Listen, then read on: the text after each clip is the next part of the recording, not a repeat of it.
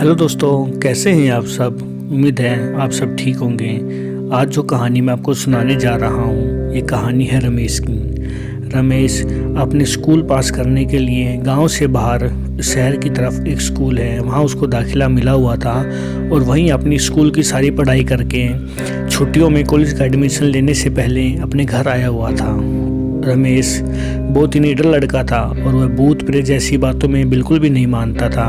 और उसका जो घर था वो गांव में कुछ दूर, गांव से हल्का सा थोड़ा सा बाहर जंगल टाइप के एरिया में था।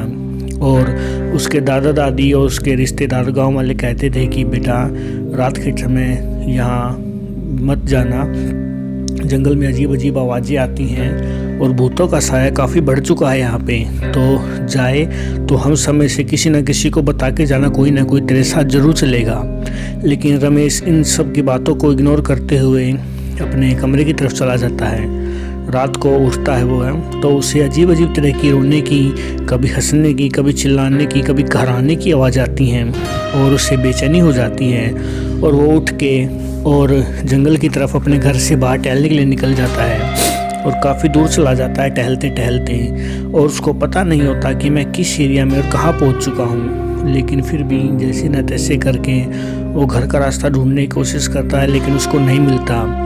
और थोड़ी देर में जब वो नहीं मिलता तो उसके दादा दादी घूमते फिरते हैं उसको ढूंढने के लिए, वो कहीं भी नहीं मिलता। फिर आसपास के लोगों को इकट्ठा करके जंगल की तरफ जाते हैं, वो जंगल में ढूंढने लगते हैं। और वहाँ का नज़ारा देख के जो उसके दादा दादी और रिश्तेदार थे उनके पैरों तले ज़मीन खिसक जाती है। रमेश भूतों के साथ नाच रहा होता है और उसको इस बात का इल्म भी नहीं होता। कुछ के तो सर भी नहीं थे और अजीब अजीब तरीके की आवाज़ें निकाल रहे थे। तभी उसके रिश्तेदार जोर से चिल्लाते हैं तो जितने भी भूत प्रेत उसके साथ नाच रहे थे सब वहाँ से गायब हो चुके होते हैं और रमेश बेहोश हो जाता है। और जब सुबह उसकी आँख खुलती है तो वह अपने रिश्तेदारों के बीच में होता है। तब वो कहता है कि आप सब यहाँ क्या कर रहे हैं और क्या हुआ मेरे साथ। बस थोड़ी देर बात ही कर रहा होता है, तभी उसके शरीर में से पता नहीं अचानक से क्या होता है, उसका सिर भट्टी की तरह टपने लग जाता है और अजीब अजीब तरीके की आवाज़ें निकालनी शुरू कर देता है, कभी रोने की, कभी कराने की।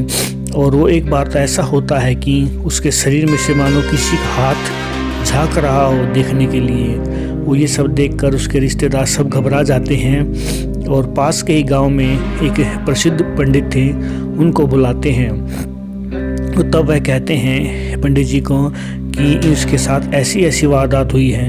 तो पंडित जी तुरंत समझ आते हैं कि किसी प्रेत का साया इसके ऊपर आ चुका है और वो इतना शक्तिशाली है, मुझे नहीं लगता वो इसको जिंदा छोड़ेगा।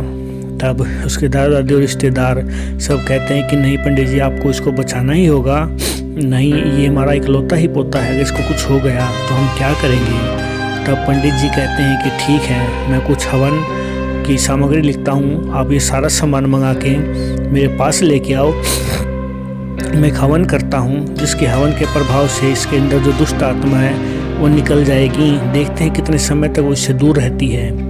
सारा विधि विधान से पूजा पाठ किया जाता है और पूजा पाठ के प्रभाव से वो आत्मा उसके शरीर से निकल जाती है और काफ़ी समय तक उसके साथ ऐसा कुछ भी व्यवहार नहीं होता या कुछ ऐसी तकलीफ़ नहीं होती जिससे रमेश को कुछ दिक्कत महसूस हो। काफ़ी समय निकल जाता है फिर भी कुछ नहीं होता और वो पंडित जी उसके तब थोड़े दिन के बाद आके एक तावीज़ मंत्रों से विभूत करके उसके पास बांध देते हैं और कहते हैं कि जब तक इसके साथ रहेगा कोई भूत प्रेत इसका कुछ भी नहीं बिगाड़ सकता। तो दोस्तों, कहानी अच्छी लगी है तो चैनल को सब्सक्राइब ज़रूर करना और वीडियो को एक शेयर और एक लाइक ज़रूर करना।